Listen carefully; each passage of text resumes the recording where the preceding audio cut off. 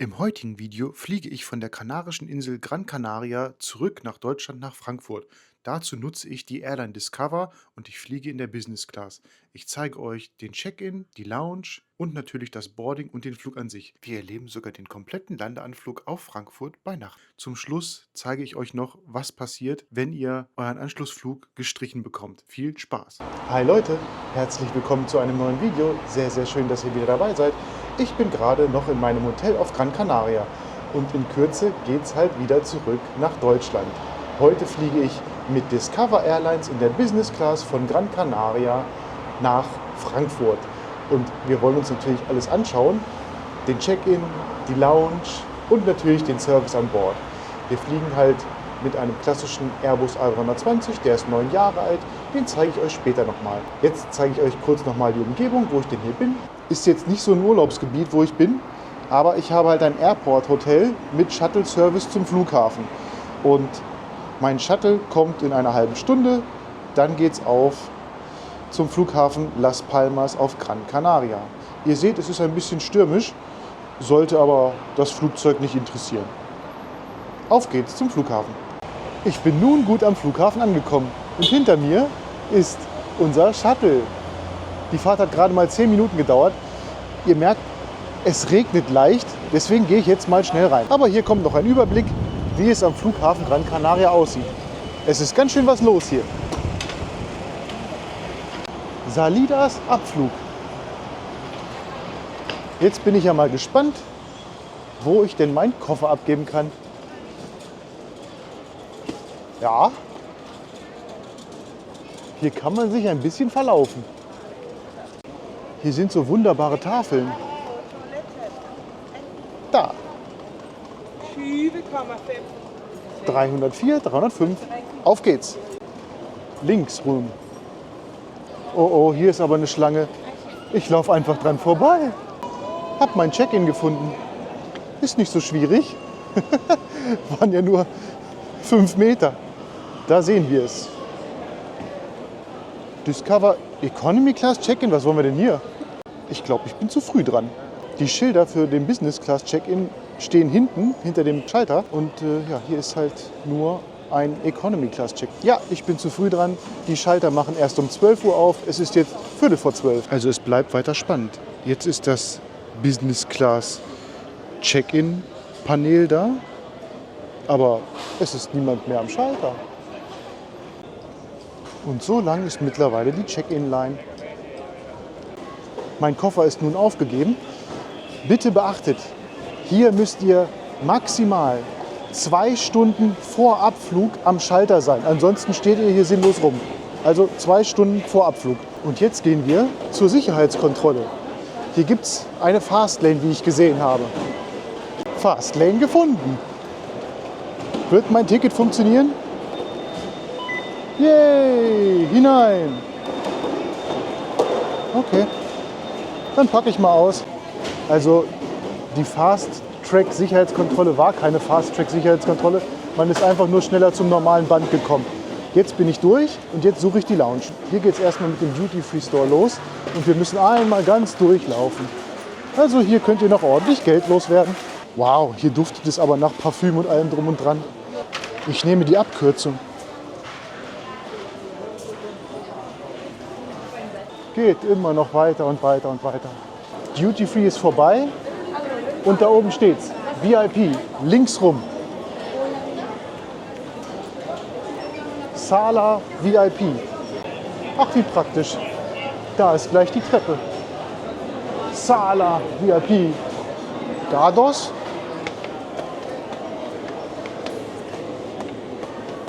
Eine schöne große Treppe. Ein großes Gemälde. Da ist es, die Lounge.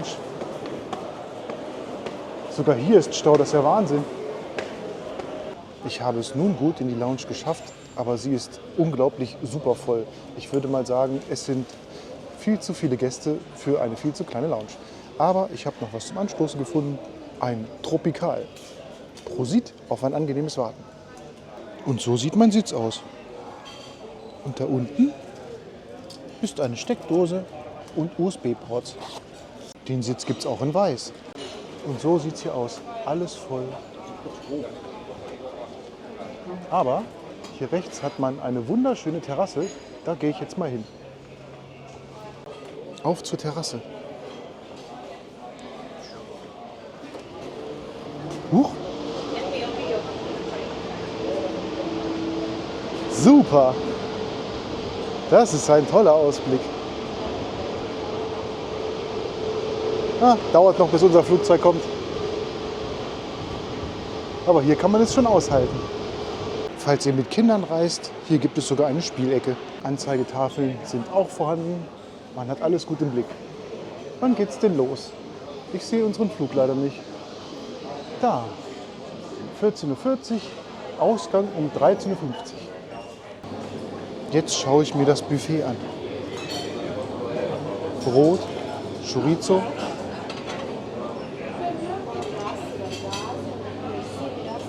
Erdnüsse, Joghurt, Säfte, Orangen, Wasser,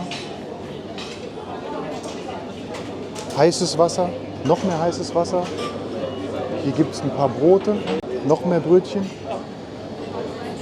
Getränke, viele Getränke, alkoholfrei, Saft, Sekt und Martini. Hier ist Wein,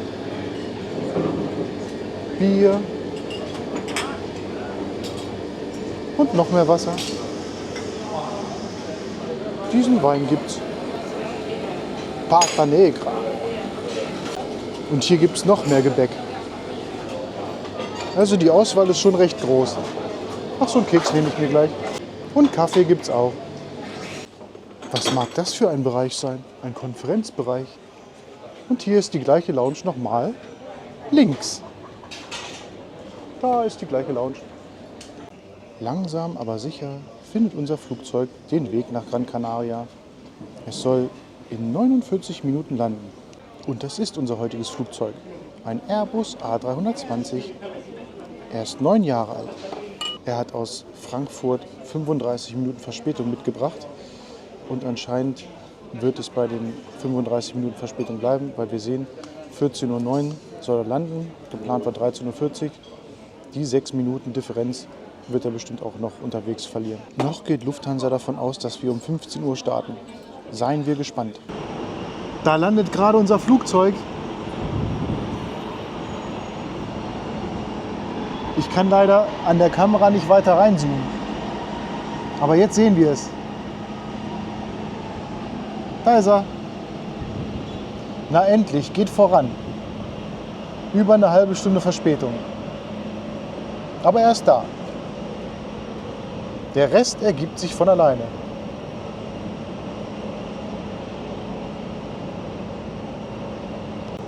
Jetzt muss er nur noch eine Parkposition bekommen. Hier ist gerade eine Gangway frei. Vielleicht kriegt er ja die. Ach schade, wir bekommen eine Außenposition und müssen echt noch mit dem Bus fahren. Ja, dann werden wir wohl etwas wesentlich später starten. Auf geht's. Gate C06. Das Witzige ist, die Lufthansa-App sagt, dass es schon um 14:40 Uhr losgehen soll. Es ist jetzt 14:35 Uhr, aber am Flughafen steht doch nichts dran. Ich bin gespannt, was mich am Gate erwartet. VIP. C06, einmal links rum. Es ist gigantisch voll hier. Da bin ich echt froh, dass ich gut in der Lounge warten konnte. Aber die Wege sind hier nicht so lang. Schon Gate 12. Gleich bin ich da. C06 gefunden. Und los geht's. Ab in den Bus. Wir sind ja Boarding-Gruppe 1, aber vor uns sind noch kleine Kinder. Und ältere Damen und Herren, die extra Hilfe benötigen. Und hinein! Priority Boarding von Gran Canaria lohnt sich nicht, weil wir fahren ja mit dem Bus. Machen wir nun eine kleine Rundfahrt über den Flughafen von Las Palmas.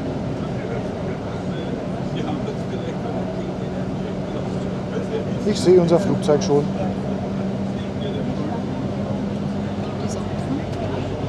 freie Sicht auf unser Flugzeug. Okay, hier ist ganz schön was los. Ein Flugzeug hat wohl Vorfahrt. Und dann kommt noch Iberia. Der müsste ja auch Vorfahrt haben. Ja, Iberia hat Vorfahrt.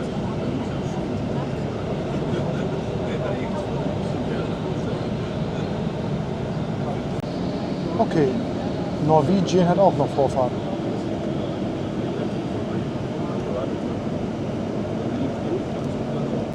Da sehen wir noch mal die ganze Reihe von Flugzeugen.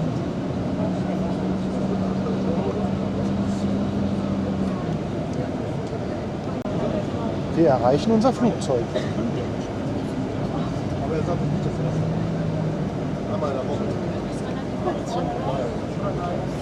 Eine Treppe rechts, eine Treppe links. Das Klappern ist hoffentlich nicht unser Triebwerk. Oder doch? Es ist unser Triebwerk. Klingt irgendwie beunruhigend.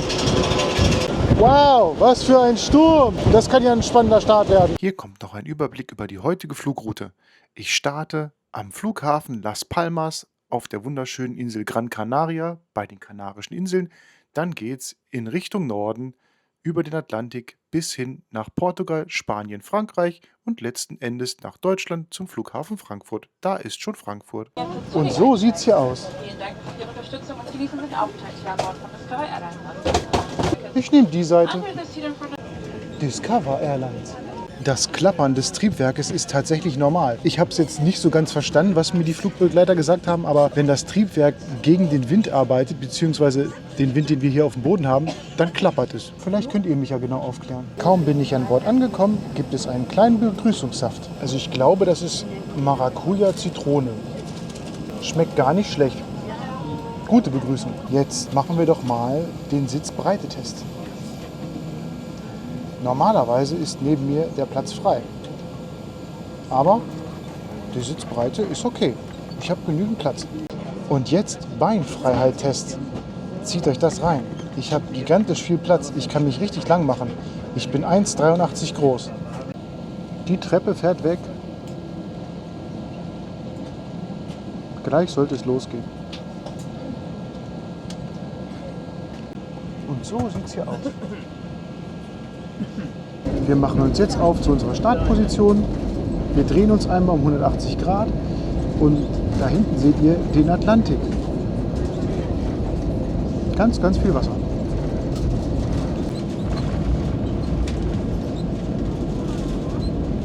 Und so sieht die Start- und Landebahn aus. Ein Flugzeug ist noch vor uns. Na los, starte. Ach, da landet noch einer. Okay. Startposition erreicht. Na, endlich geht's los.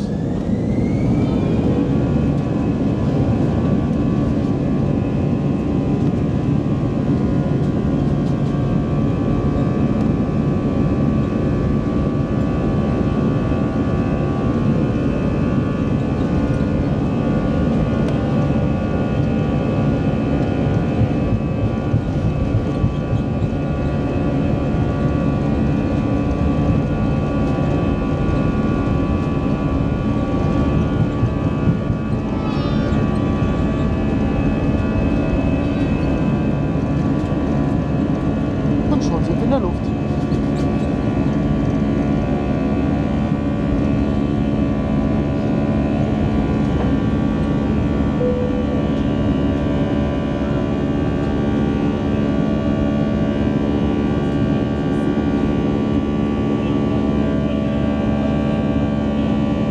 Genießen wir noch ein bisschen Gran Canaria von oben.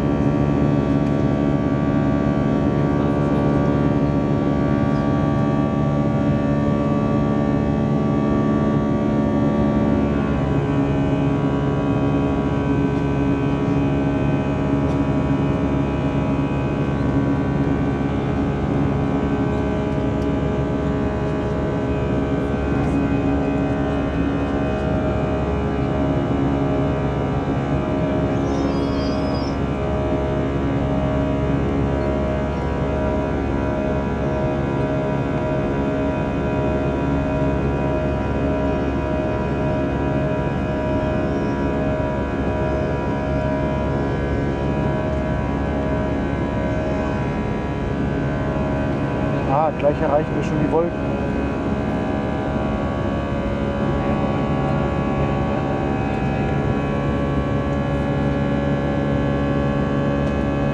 Die hängen aber heute tief.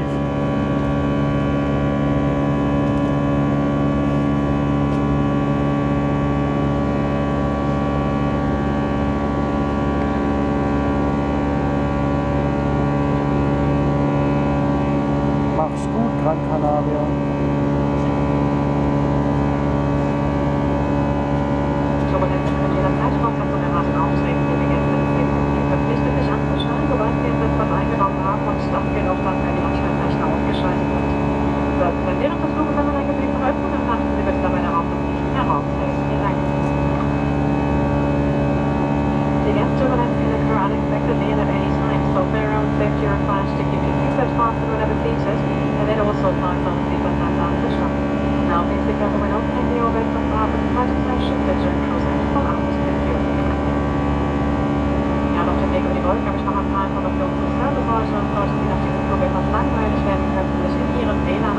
Also der Start war gut, aber ein bisschen holprig.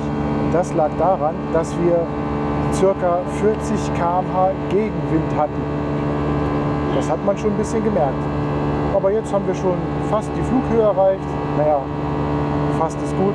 Wir wollen ja bis auf 10.000, 11.000 Meter steigen. Aber jetzt ist es schon wesentlich ruhiger. Gehen wir auf die Suche nach Features.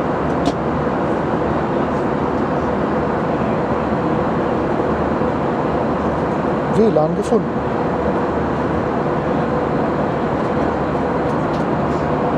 Okay, wir müssen einen Link kopieren. Da ist der Link. Eingefügt und draufgeklickt.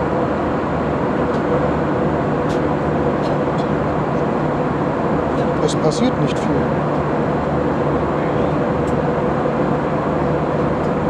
Ach, es war mein Fehler.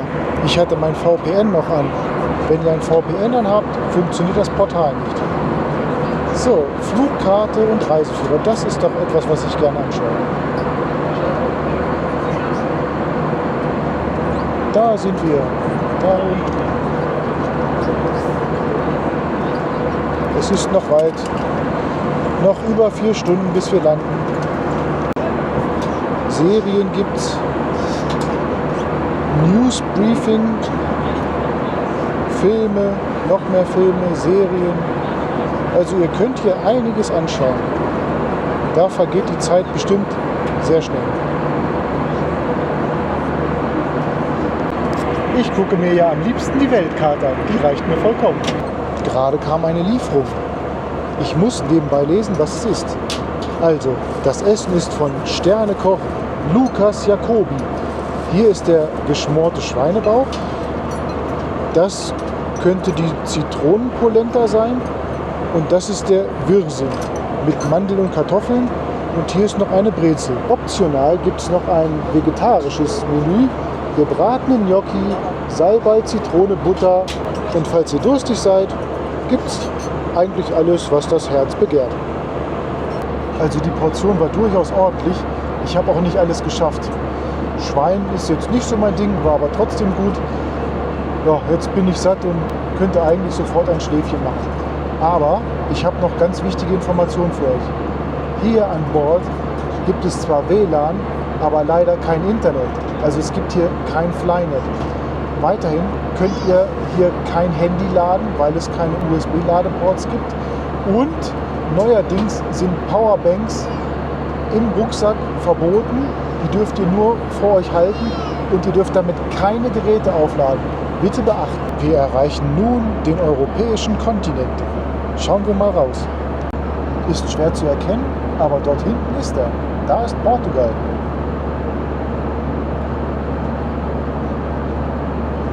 Ist aber ganz schön bewölkt hier. Aber es sind keine schönen Wolken. Jetzt kann man die Küste Portugals gut erkennen. Grüß dich, Portugal. Mir ist noch aufgefallen, dass wir ziemlich schnell unterwegs sind bzw. waren. Zum Teil sind wir sogar mit 960 km/h geflogen. Vermutlich, weil wir vom Jetstream geschoben wurden, beziehungsweise dass der uns mitgenommen hat. Der endet nämlich heute, wenn ich das richtig gesehen habe, kurz über dem europäischen Kontinent. Also wir sollten demnächst wieder etwas langsamer sein. Es sind noch circa 2 Stunden bis zur Landung und gerade kam noch ein Gruß, ein Keksgruß. Und die Kekse duften ganz toll, da muss Zimt drin sein. Sehr lecker, ein warmer Zimtkeks. Ich habe eine kleine Überraschung bekommen, ein Discover-Flugzeug. Ich wusste gar nicht, dass es die gibt. Ich freue mich riesig. Vielen lieben Dank, liebes Discover-Team. Ich habe gerade noch ein paar spannende Informationen bekommen, warum unser Flug so spät gestartet ist. Man macht es so, dass man diesen A320 auf die Außenposition stellt, um dann hinten und vorne das Flugzeug zu entladen. Weil wenn man die Bühne hat, also die Gangway, dann kann man ja nur vorne rausgehen. Somit wurden die Leute ausgebusst auf Gran Canaria. Aber der Flieger stand schon auf der Parkposition und es kam 20 Minuten kein Bus. Und dann mussten halt die Leute noch 20 Minuten im Flieger sitzen, was nochmal Verspätung gebracht hat. Und dann kam noch mehr Verspätung, weil ich musste ja eingebusst werden. Also Discover kann nichts für diese Verspätung.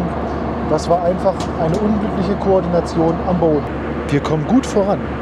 Unter uns ist schon Spanien und wir fliegen gerade genau über Madrid. Und ihr seht, hinter uns geht die Sonne schon unter. Ich bin ja mal gespannt, ob wir in Frankfurt im Dunkeln landen werden, weil es sind noch knapp 1 Stunde und 45 Minuten Flugzeit. Mittlerweile wurde die Kabine abgedunkelt und kuscheliges, warmes, oranges Licht angeschaltet.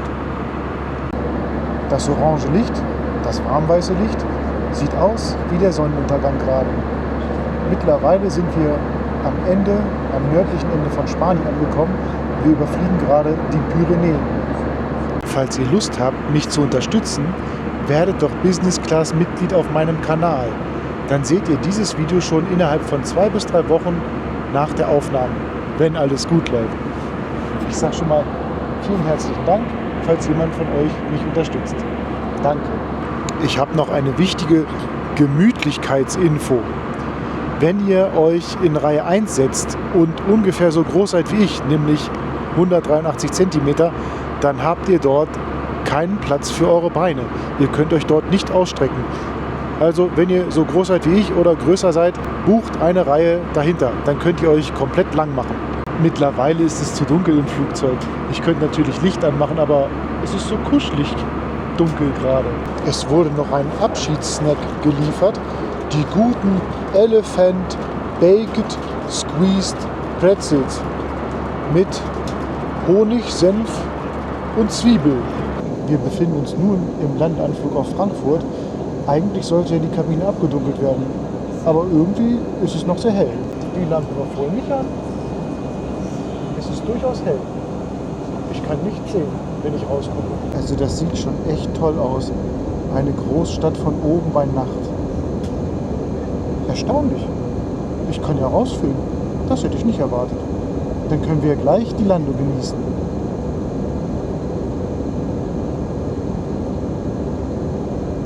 Anscheinend stehen wir schon richtig in der Luft, so dass es einfach nur noch runtergehen muss. Habe ich gar nicht mitgekriegt. Ja, jetzt ist es schön dunkel. Jetzt kann ich rausfilmen. Da sehen wir es.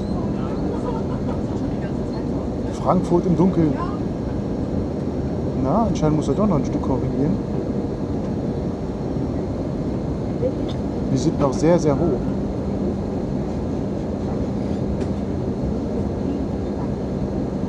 Mussten wohl eine Bonusrunde fliegen. Er muss aber sehr viel korrigieren.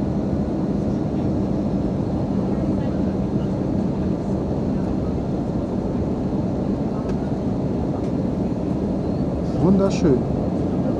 Ist durchaus wolkig hier. Da, die Wolken werden erleuchtet. Jetzt geht's aggressiv runter.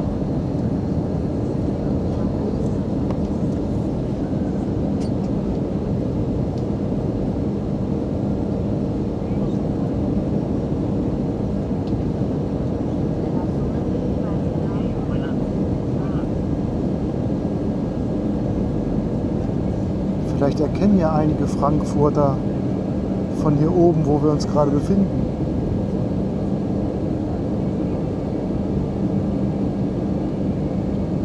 kann nicht erkennen, ob es Wasser oder Wald ist, aber ich glaube, es ist Wasser unter uns.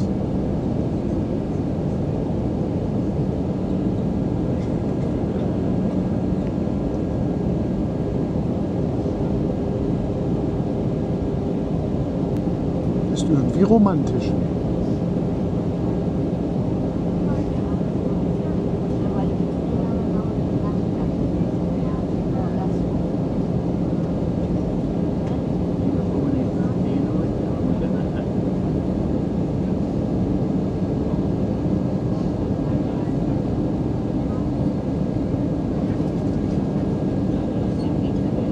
Ich würde ja gerne ein bisschen vorspulen, aber womöglich verpasse ich dann das Beste. Und die Fahrwerke wurden ausgefahren.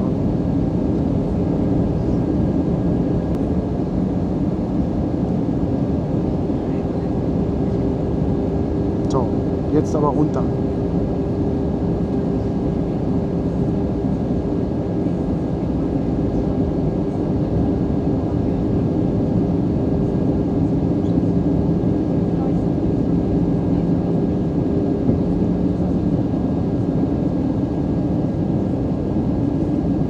Dafür, dass es bewölkt ist, muss es aber durchaus windstill sein. Es wackelt ja kein bisschen. Aber vorher, eine halbe Stunde vorher, hat es gewackelt, als er die Landung vorbereitet hat. War aber nicht schlimm.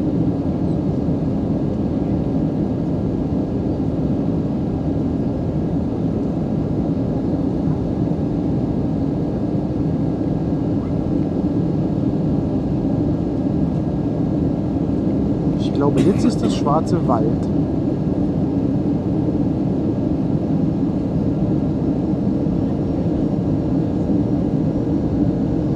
Na los, runter mit uns. Ach, da ist schon die Landebahn, die parallel zu uns überführt.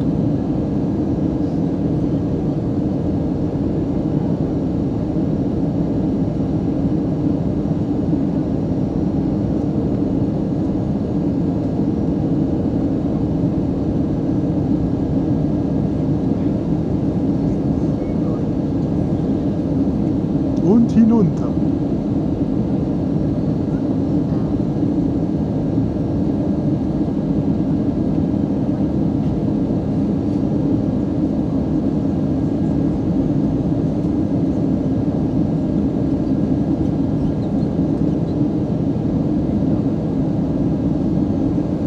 Wunderschön, diese Lichter.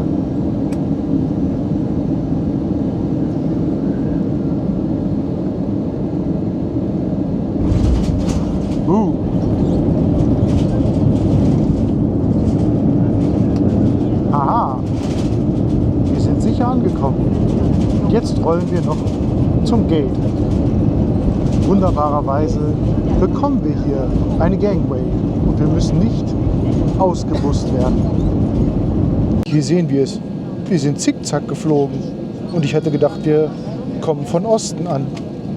Also wir haben gerade mal 20 Minuten Verspätung und jetzt ist das passiert. Ich wurde umgebucht. Mein Flug, der in 20 Minuten boarden sollte, wurde einfach umgebucht. Ich fliege morgen nach Hannover zurück. Ja, gut gelandet, aber zu spät. Und jetzt gibt es Bonusmaterial. Ich möchte nämlich herausfinden, was ich denn die Nacht über machen soll. Weil ich habe kein Hotel gebucht. Und das zeige ich euch, damit ihr auch genau wisst, wie ihr euch verhalten sollt, wenn euer Flug gestrichen ist. Anscheinend hat Lufthansa meinen Anschlussflug vorsorglich gestrichen, weil wir wären ja pünktlich gelandet. Aber unser Gate ist belegt. Da muss erst noch ein Flugzeug wegfahren. Oh. Naja, ich stelle mich schon mal auf eine Nacht in Frankfurt ein. Mal gucken, wie das wird. Das Lustige ist, das Onboard-WLAN funktioniert auch noch auf dem Boot. Es dauert noch. Unsere Parkposition wird noch von 2 weiteren Flugzeugen blockiert und dann haben natürlich auch startende Flugzeuge Vorfahrt. Das kann ja dauern. Ich bin jetzt schon ein gutes Stück weiter.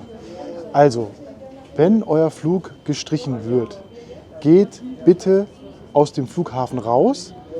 Mein Flug war ja von Discover und der nächste Flug wäre mit Lufthansa gewesen. Ihr geht dann bitte raus und geht zu den Check-in-Schaltern der Airline, mit der ihr weiterfliegt.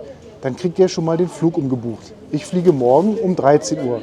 Und dann geht ihr zur Airline, mit der ihr angekommen seid. In meinem Fall ist es ja Discover.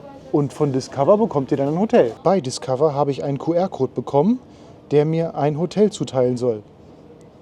Klick. Ich bin ein Mensch. So, dann ziehen wir das hier rüber. Okay, weiter geht's. Und jetzt Flug auswählen.